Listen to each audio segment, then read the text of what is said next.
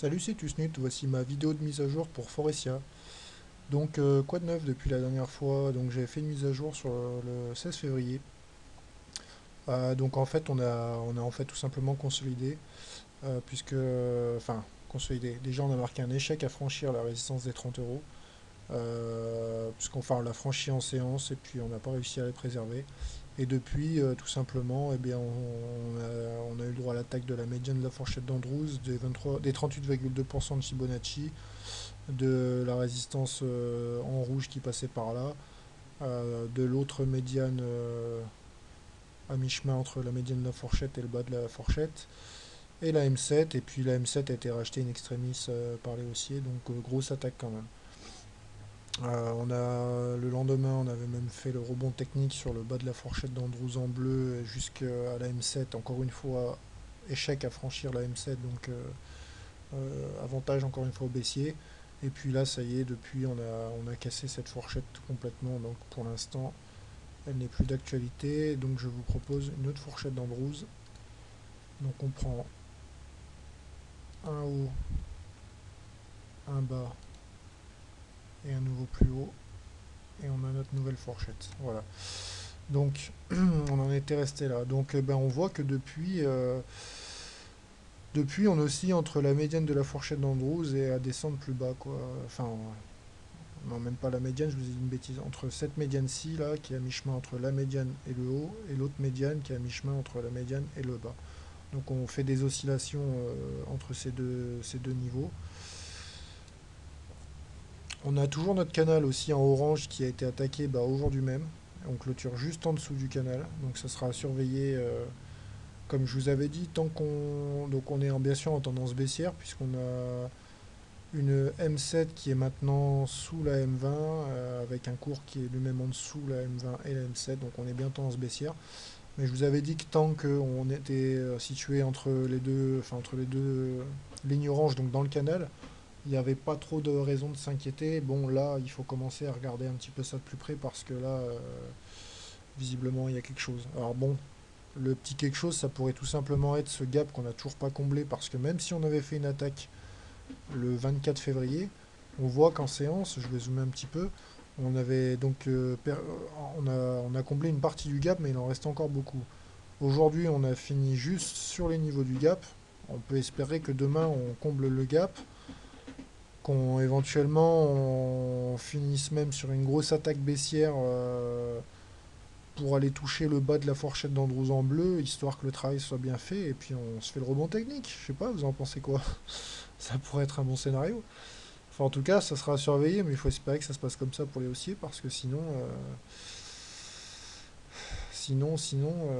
ça peut sentir le retour sur les 25 euros dans un premier temps, quoi. Enfin, on verra, on verra.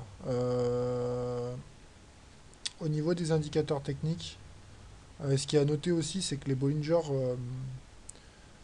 recommencent à diverger un petit peu, donc ce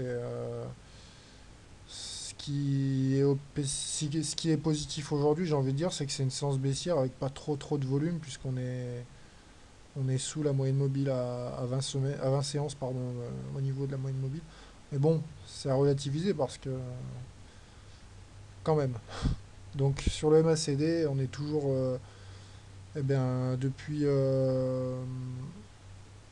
depuis juste après l'attaque baissière, enfin la première attaque, en fait, on est maintenant sous le signal en phase décroissante. Toujours positif, mais bon, ça sera surveillé, on se rapproche quand même dangereusement du zéro. Le momentum, lui, est donc négatif, marque un nouveau plus bas, pas de souci là-dessus. Pour l'instant, rien de très inquiétant. Le stochastique sous son signal, proche de la zone de survente, ça sera à surveiller aussi. Euh, Surtout que je vois que ça fait un moment qu'on n'est pas là en survente, donc ça sera à surveiller. Un petit tour du côté de l'hebdo parce que s'il y a des longs termes et puis voilà, la semaine est quasiment finie, puis ça fait un petit moment que j'ai pas fait d'analyse sur cette valeur. Donc pour voir que en hebdo c'est beaucoup plus clair et j'ai envie de dire c'est beaucoup plus net, enfin et sain aussi. Pourquoi? Déjà parce que les indicateurs techniques sont nettement mieux orientés. et que bah, en fait on marque tout simplement une consolidation suite à des nouveaux plus hauts. Et surtout, il y a quelques repères graphiques qui seront à regarder. Ce qu'on va faire, on va zoomer un petit peu. Pour voir quoi? Alors, pour voir déjà qu'on est à l'intérieur d'un canal orange, qui est maintenant en soutien depuis le mi-août 2010. Donc ça fait un petit moment maintenant. On est toujours au sein de ce canal et en fait on effectue des rotations, un coup vers le haut, un coup vers le bas, mais on est toujours à l'intérieur. On est toujours aussi à l'intérieur de cette fourchette en 12 en bleu que j'ai tracée ici, là, qui était déjà là à la dernière vidéo. Pour voir que là aussi, il n'y a pas trop raison de s'inquiéter, hein, puisqu'on pourrait très bien venir donc la semaine prochaine sur les 26 euros par là, 26,50 € sans que ça remette vraiment en cause l'élan haussier, quoi, j'ai envie de dire. Donc la moyenne mobile à 20 semaines est là, la moyenne mobile à 7 séances passe en violet ici. On voit qu'on est nettement, donc on est en croissance, en tendance haussière, hein. La moyenne mobile à 7 séances est au-dessus de la moyenne mobile à 20 séances. Toutes les deux sont croissantes. Et ben en fait cette semaine on a tout simplement droit à une attaque pour revenir sur les niveaux de la M7. On finit de corriger en fait l'excès haussier qui s'est fait suite à la période du 7, la semaine du 7 et du 14 février, quoi, où on avait clôturé en dehors des Bollinger 2 semaines de suite. Bon. C'est à noter aussi, c'est intéressant de le signaler, et puis surtout, ça sera intéressant pour la suite. C'est que l'oblique en rouge qui passe là, en fait, sur les derniers plus hauts d'il y a quelques temps, jusqu'au donc au dernier plus haut de la semaine du 7, eh ben, en fait, on voit que depuis, on est incapable de clôturer au-dessus de ces niveaux, quoi. On arrive en semaine à s'en affranchir, mais systématiquement, avant la fin de la semaine, on a réintégré le dessous, quoi. Donc, peut-être on est proche d'un rebond, d'un gros rebond, enfin en espérant du moins une sortie du triangle par le haut, puisqu'en fait on a une oblique en soutien ici, on en a une autre là. Bah, l'objectif ça serait d'aller chercher, venir casser le canal par le haut pour espérer bah, les 34, 35 euros par là, quoi. Peut-être un petit peu moins, suivant la période où ça se fait. Ce qui serait pour moi tout à fait possible. Quoi d'autre à signaler?